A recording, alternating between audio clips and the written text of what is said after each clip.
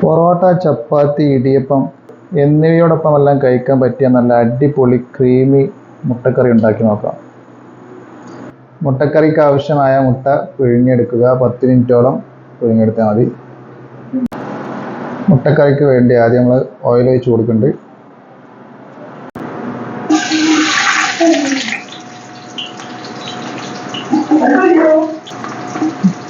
ചെറുതാക്കി അതിനടുത്ത ഇഞ്ചി വെളുത്തുള്ളി എന്ന് ചേർത്ത് കൊടുക്കുക. ഇഞ്ചി വെളുത്തുള്ളി മൂപ്പിച്ചെടുത്തിട്ടുണ്ട്. ഇനി സവാള ചേർത്ത് കൊടുക്കുക. ആവശ്യത്തിനുള്ള സവാള ചേർത്ത് കഴിച്ചെടുക്കുക.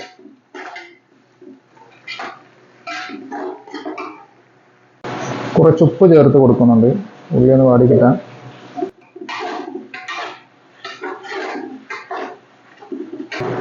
സവാള ഏകദേശം ഒരു 10-15 മിനിറ്റോളം വഴറ്റിയെടുത്ത് ഇനി കുറച്ച് തക്കാളിയും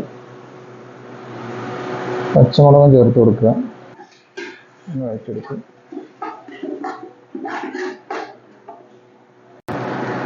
തക്കാളിക്ക് വെന്ത് ഉടനെ പാകമായിട്ട് വന്നിട്ടുണ്ട്. ഇനി കുറച്ച് മഞ്ഞൾപ്പൊടിയും മുളക് പൊടിയും കുറച്ച് ഗരം മസാലയും ചേർത്ത് കൊടുക്കുക. ഇതൊന്ന് റോസ്റ്റ് ചെയ്തെടുക്കുക.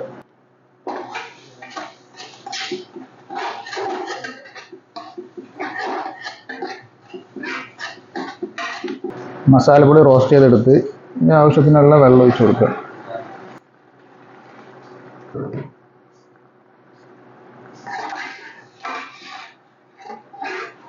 വെള്ളം തിളച്ച് വന്നിട്ടുണ്ട്. ഇനി ചേർക്കാനുള്ളത് അരച്ചെടുത്ത തേങ്ങയാണ്. 2 തേങ്ങ നല്ല ക്രീമി ആയിട്ട് അരച്ചെടുത്തിട്ടുണ്ട്. നല്ല രൂപത്തിൽ അരച്ചെടുത്ത തേങ്ങയാണ് ചേർത്തിടുക. തേങ്ങയുടെ പാലല്ല, തേങ്ങ അതേപോലെ അരച്ചെടുത്തതാണ്. അത് ചേർത്ത് കൊടുക്കുക. ഇളക്കി കൊടുക്കുക. തേങ്ങാപ്പാൽ മാത്രം ചേർത്ത് അത്ര കുറുകി കിട്ടില്ല. നല്ല തിക്നെസ്സിൽ കുറുകി കിട്ടാൻ വേണ്ടിയാണ് തേങ്ങ അതുപോലെ അരച്ചെടുത്ത് ചേർക്കുന്നത്. ഇതിലേക്ക് ഇനി കറിവേപ്പില ചേർത്ത് കൊടുക്കേണ്ടതുണ്ട്. കറിവേപ്പില ഇല്ലാത്തതുകൊണ്ട് നമ്മൾ ചേർക്കണില്ല. ഇനി നമുക്ക് ലാസ്റ്റായിട്ട് ഇതിലേക്ക് പുഴുങ്ങിയെടുത്ത മുട്ട ചേർത്ത് കൊടുക്കുക. 30 പേർക്കുള്ള കറി ആയതുകൊണ്ട് 30 മുട്ടയാണ് ചേർത്തിട്ടുള്ളത്. ഇനി തീ ഓഫ് ചെയ്ത് മാറ്റി വെക്കുക. മുട്ട ചേർത്തതിന് ശേഷം തിളപ്പിക്കേണ്ട ആവശ്യമൊന്നുമില്ല. മുട്ടയിൽ ചെറുതായിട്ട് ഇങ്ങനെ വിരട്ട് കൊടുത്താൽ ഒന്നുകൂടി ഉഷാറാവും.